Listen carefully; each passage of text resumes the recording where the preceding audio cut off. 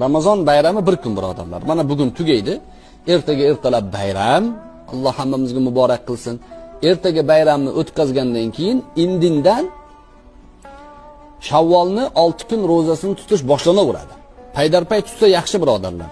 Shavvolni 1, 2, 3, 4, 5, 6 kun tutsa, payg'ambar alayhissalatu vassalom aytganlarki, kim Ramazonning ortidan 6 kun Shavvolni ro'zasini tutib qo'ysa, yil 12 oy ro'za tutgandek bo'ladi deganlar. Va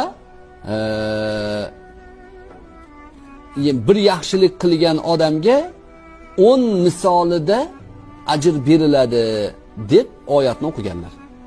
30 kun ro'zaniga 10 ga ko'paytirsangiz 300 kun bo'ladi. 6 kun ro'zani 10 ga ko'paytirsangiz 60 kun bo'ladi. 33 ya'ni 360 kun tutgan bo'lasiz. 360 kun tutgan bo'lasiz ro'za.